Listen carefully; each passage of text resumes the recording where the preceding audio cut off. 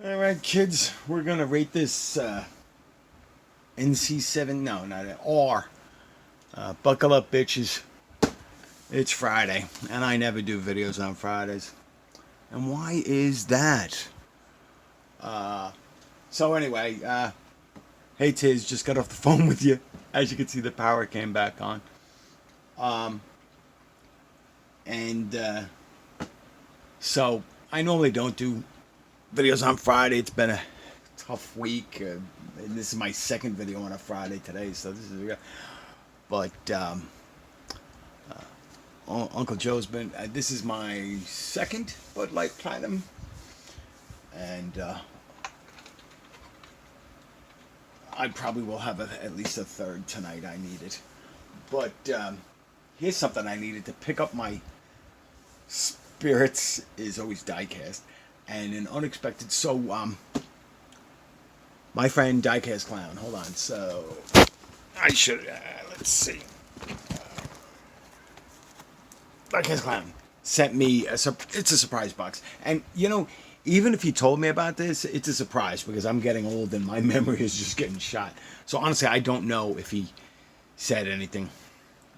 I'm still in the process of sending out my gift boxes. I think I've only got half of them out. So let's see what Diecast Clown. I'm sorry.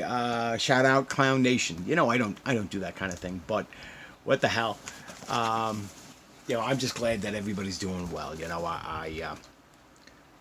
I've heard from most of my friends here recently. I mean, you know, I get an occasional comment or message from a lot of you guys all the time. Grateful to see Diecast Dude was able to get out to do some peg hunting in France, crossing the border. And, you know, with everything that's been going on, it's nice to see people getting around. I know Chasing Diecast Cars and Diecast Dude are supposed to meet up soon in person for, you know, with everything that's going on with the C word, and I don't mean cancer, you know. Yeah, so this is a welcome surprise. I did cut the top. I did not open it further than that because, man, Diecast Clown... his other job must be as like a dominatrix assistant or something. I don't know. We taping up. This thing was taped. I send packages like he does. Like we all do. Well, and I don't tape this well. And this was I needed a steak knife, man. So sorry. Let's get in here. So I see a Hot Wheels card there. Oh, nice. Bubble wrap. Somebody will be, you know, so I think we all do this. When we send out cars, we send them wrapped in bubble wrap, and then when we get cars, they come in bubble wrap. So do you ever wonder if this bubble wrap has been around the country or around the world? Sometimes I kid you not. I reuse bubble wrap that I get from Chasing Diecast Cars or Sal's Diecast Odyssey or Tyrone of Building the Ultimate Diecast and so forth. So yeah, so this is cool. He's got like a lunch bag here, and the first one is very cool. So this is the Matchbox Truck series, the Nissan Hard Body. I love this blue, so I think this one will eventually get cracked open and detail painted because I'm pretty sure I can do the taillights. And what else? The tailgate latch should be... No, that's body color. But the taillights... Do something about that. Either paint everything black. Well, no, not black. Maybe change the color of the bed so that then I can paint the wheel. And yeah, so this is definitely a project. This is very cool. I'd like to see what I can do with that. And the funny thing is, you know, I'm a Ford guy, but I am very nostalgic for old Japanese trucks. I mean, if you've seen the little Hustler videos, or they call it, Hot Wheels calls it the 620 or 720. I have several of them. Oh wow, my man the Clown. So again, I'm a Ford guy, but this is an '85 Chevy Camaro IROC Z. A car that I love to hate. So honestly, I've driven a couple of these back in the day, and they are pretty cool cars. But it's that whole like pick your two favorite sports teams. With me, it's Ford and Chevy. It's that Ford Chevy rivalry. None of my Chevy friends know about my YouTube channel, so I can say this. I mean, my Chevy friends from back in the day, so I can say this. I always thought these were pretty cool, but man, we'd bust you because I'd pull up in my 5 liter, and they'd pull up in their Camaro Z28s, and I remember one guy I worked with. He had a beautiful electric blue 87 or 88, I think it was. IROC Z, all in blue, different, and his had so they had the 5 liter V8 and they had the 5.7 liter. His was a 5.7 liter with an automatic, and my 5 liter Mustang was more fun. I don't know whether it was fast, well, because he, again, I did say adult language possible, didn't I? He was a wuss. He had all that power, and I mean, even when I had a Pinto, I used to burn the tires on that left and right. So this looks overly impressive. Thank you so much, Clown. Let's see what this is. Okay, I sort of peeked around the edges there by accident, but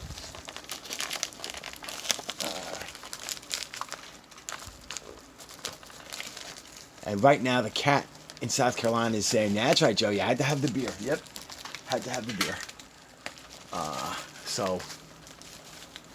So this is very cool, but also very funny. So now this is an M2 kit. I've done a few of these. Now this is an M2 kit, but it's also a ground pounders.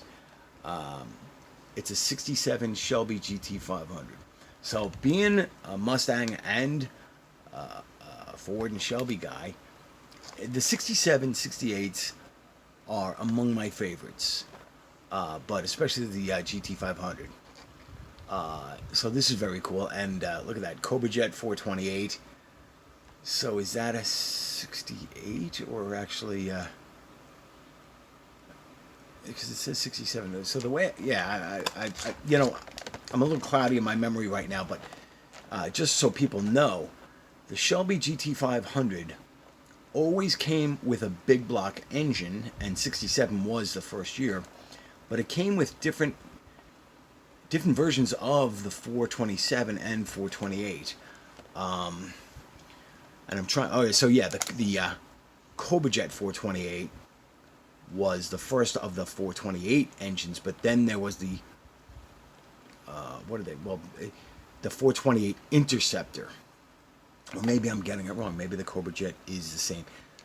Basically, when Shelby first put a Ford big block in this, he put in a 427, like the Cobra 427 SC. But then they switched to the 428 because it was just as powerful, just as fast, but much more reliable. And they used the same 428 Interceptor, which was from their Police Pursuit. Ford had more than one 427 cubic inch V8. They had more than one 428 cubic inch V8, and they had more than one 429 cubic inch V8. You had the 427, the 427 side oiler, the 427 single overhead cam, completely different technology from the conventional overhead valve, obviously. And then you had the 428 Cobra Jet, 428 Super Cobra Jet, 428 Interceptor. You had the 429, you had the Boss 429, and the Boss 429 was actually Ford's Hemi. And then, of course, you had the 460. So yeah, sorry, rambling a little. So, Clown, this is absolutely friggin' cool. So this is like a pale yellow with gold stripes. Love that it's got the appropriate driving lights there in the center of the grill, like Shelby did. And it's got these gold stripes, and of course it's got, look at that, lens taillights, nice details. So because it's a ground pounders, I think, yeah, the tires are going to be like oversized, but I think, the proportions here actually look pretty good. So that is very cool. So here's a poll. Well, yeah. I was gonna toss it up as a question for everybody: gold or black wheels. But yeah, so I'll leave it up to you guys: gold or black wheels. Now I take it back. I'm gonna go with the gold wheels. Black steely wheels just don't look right. Oh, I see. So they've got black steely wheels because they have the quote unquote stock and then the gasser type with the velocity fuel injection stack. So in case any, so because some folks are die cast, and if enthusiasts, and others are car enthusiasts. So maybe not everybody knows what these are. So you see here, you have 8 tubes with these red funnels up on top. So basically you have 8 fuel injectors. These would be mechanical fuel injectors, as opposed to electronic or computer controlled. And each one would have its own air intake. So that's what those are called, velocity stacks. The shape of the funnels up on top and the length of the tube is a way of controlling the speed and pressure of the air going into each intake valve, into intake chamber. So that's why they're not always the same height. That's why they're sometimes pitched at different angles. And then on the right, the black engine, I really can't see too well, but I'd assume that's the stock one. So that's very cool. So I wonder if is there a second hood or what? Well, I'm not going to open this tonight, but that is very cool. So let's see. Do the stuff on the back. M2 machines model kit contains. So it's an M2 model kit. There's barcode. This is very cool. 2020 copyright, so 2021, I assume, release. It's got the Shelby licensing.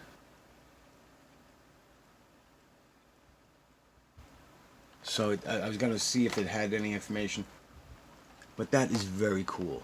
I have quite a few Mustangs and Shelbys, and just real quick, we'll pull out 2 of that era from 2 different brands.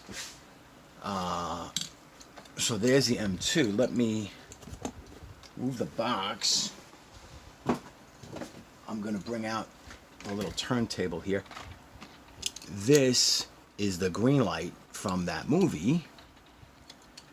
And this is the Shelby collectibles in green. So I'm going to let these 2 spin for a second around on the turntable in front of this, while I just look to see if I have at hand another 67 or 68 Gt500 easily. And that's nothing that I have to dig for. Let's see.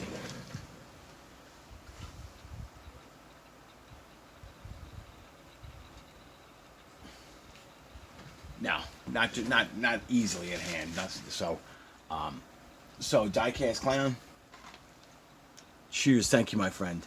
I honestly do not remember if you mentioned it, but this is so cool. These are all great cars.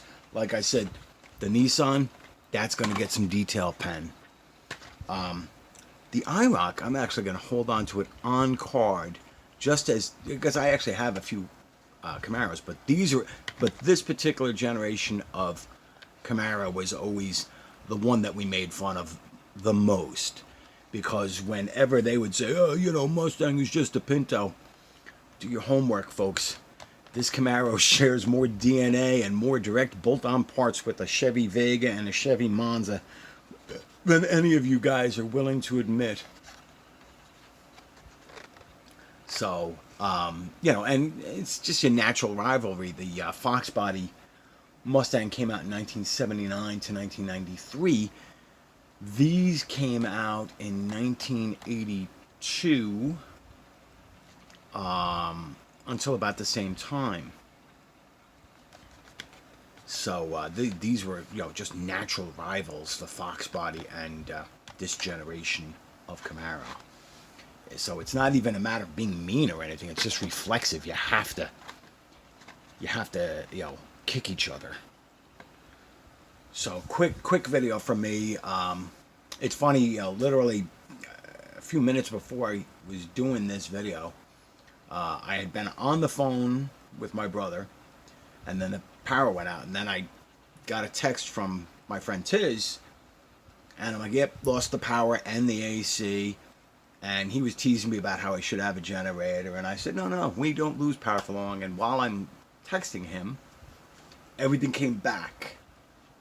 So, winning. So again, Diecast Clown, thank you, everybody. Be well. I'll upload this just before I go to sleep, so I don't know what time it'll hit you, but it's actually Friday night.